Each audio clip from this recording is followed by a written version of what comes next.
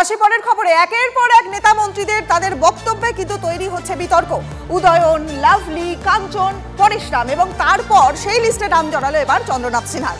তিলোত্তমা কাণ্ডের প্রতিবাদীদের মাতালদের সঙ্গে তুলনা করলেন রাজ্যের কারাগার মন্ত্রী। আন্দোলনকারীদের হুঁশিয়ারও দিয়েছেন মন্ত্রী।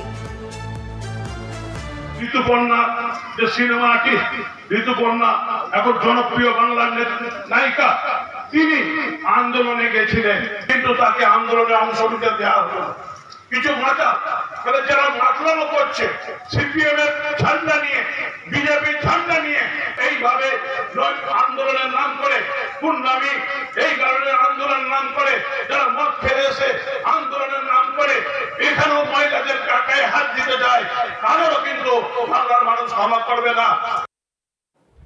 দিনে দুবার ব্যবহার করো স্টপেজ ক্রিম আর নিজেকে রাখো এভারগ্রিন। কেয়াশেক আরোমা থেরাপি স্টপেজ ক্রিম, আর খুঁজে পাও নতুন আমিকে।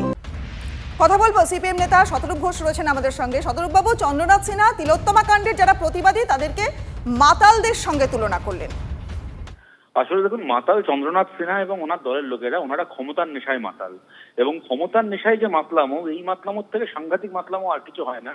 এবং পৃথিবী সাক্ষী আছে, যুগে যুগে ক্ষমতার নেশায় মাতালরাই প্রথমে দুনিয়াকে ধ্বংস করে, তারপর নিজেরা ধ্বংস হয়। প্রথম দিন থেকে আমরা একটা কথা বলে আসছি, এরা এদের পাপগুলোকে যে সাধারণ মানুষের নাম করে চালাচ্ছে, সাধারণ মানুষ ক্ষমা করবে না, এই করবে না, সেই করবে না। সাধারণ মানুষ চায় যে একটা মেয়ে, সে পড়াশোনা করে এতদূর জীবনে এগিয়ে একটা চাকরি করতে গেছে, ডাক্তারি করতে গেছে, সে 3 রাত জেগে মানুষের প্রাণ বাঁচাচ্ছিল, তাকে ধর্ষণ করে তার প্রাণ নিয়ে নেওয়া হলো। এইটা সাধারণ মানুষ সমর্থন করেন? আর তার যদি কেউ প্রতিবাদ করে, তার জন্য যদি কেউ রাস্তায় নামে, তাহলে চন্দ্রনাথ সিনহা সাধারণ মানুষের নাম করে সেই প্রতিবাদকে ব্যঙ্গ করছেন, ছোট করছেন। আমরা প্রথম দিন থেকে বলে এসেছি যে ধর্ষকদের গালাগাল দিলে তৃণমূলের গায়ে লাগছে কেন? ধর্ষকদের গালাগাল দিলে মমতা ব্যানার্জি খেপে উঠছেন কেন? ওদের দলের নেতা মন্ত্রীরা খেপে উঠছে কেন? এমনকি তৃণমূল কংগ্রেসের ভাড়াটে বুদ্ধিজীবীরা পর্যন্ত, এই নচিকেতাকে দেখলাম গতকাল বলেছেন, যারা এই ধর্ষণের বিরুদ্ধে তিলোত্তমার হয়ে মিছিল করছে তারা নাকি মানসিক রোগী। আজকে চন্দ্রনাথ সিনহা বলছেন এরা নাকি অসুস্থ। মানে এরাও বুঝে গেছে যে ধর্ষকদেরকে আড়াল করে প্রতিবাদীদেরকে গালাগাল দিলে তৃণমূল কংগ্রেস খুশি হবে, মমতা বন্দ্যোপাধ্যায় খুশি হবে। এইখান থেকেই দেখুন, এই ধরনের কুরুচিপূর্ণ আক্রমণ 12-13 বছর ধরে আমরা অনেক শুনেছি, এগুলোকে আমরা পাত্তা দিই না।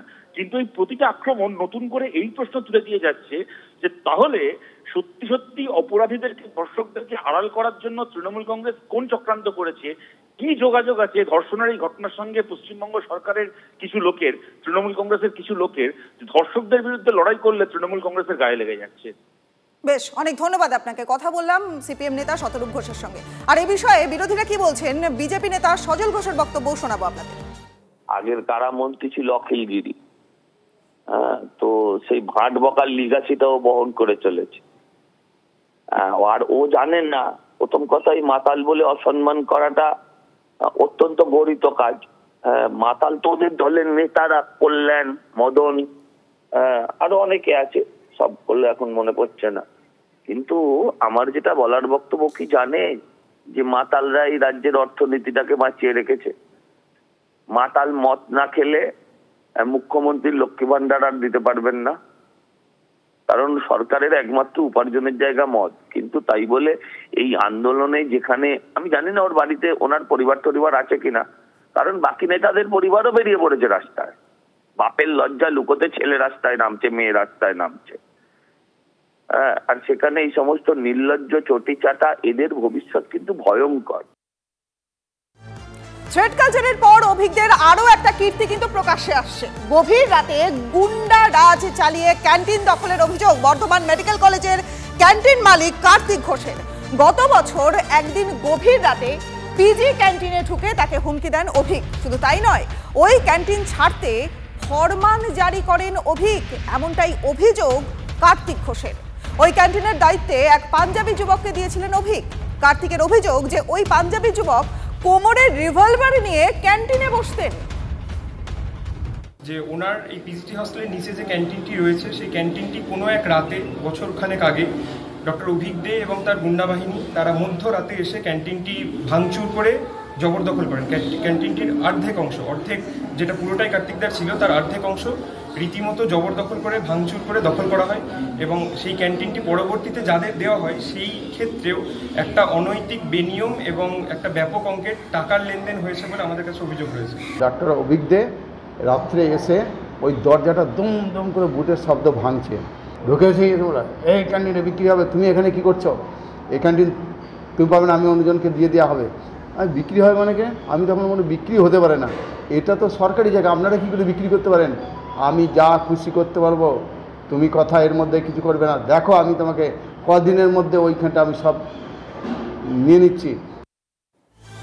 আর শুধুমাত্র এখানেই কিন্তু শেষ নয়, আরজিকর কাণ্ডে অভিকের নাম জড়িয়ে যাওয়ার পর রাতারাতি ওই ক্যান্টিনের ঝাঁপ বন্ধ হয়ে যায়। মাসখানে ক্যান্টিনের গেটে তালা ঝুলছে। 2023 থেকে ওই ক্যান্টিনের পাশে একটি ফটোকপির যন্ত্র বসিয়েছিলেন অভিকেরা। রমরমিয়ে চলতো সেই দোকানও, কিন্তু বেআইনি ওই দোকানেরও ঝাঁপ এখন বন্ধ।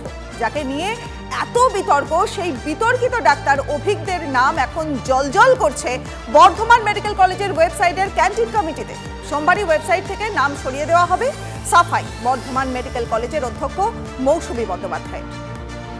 2009 সাল থেকে কার্তিক ঘোষ এই মেডিকেল কলেজ চত্বরে ক্যান্টিন চালাতেন এবং 2019 সালে এই মেডিকেল কলেজ চত্বরে তাকে এই ক্যান্টিনটি দেওয়া হয় এবং অভিযোগ যে বছরখানেক আগে ডাক্তার অভিক দে তার কিছু দলবল নিয়ে এসে এই ক্যান্টিনটি জোর করে দখল করে নেন এবং তার এক সতীর্থকে বা এক যুবককে এই ক্যান্টিনটি দেওয়া হয়। এবং ঠিক তার পাশে আমরা যদি একটু এগিয়ে যাই, ঠিক তার পাশে একটি ছোট্ট একটি জায়গা যেখানে কার্তিক ঘোষকে ক্যান্টিন করার জন্য দেওয়া হয় এবং তার প্রভাব খাটিয়ে অভিক দে যে কতটা প্রভাবশালী ছিল, তিনি তার প্রভাব খাটিয়ে এই ক্যান্টিন জোর করে কার্তিকবাবুর কাছ থেকে দখল করে নেন এবং এই ছোট্ট জায়গায় তাকে ক্যান্টিন চালাতে বাধ্য করেন।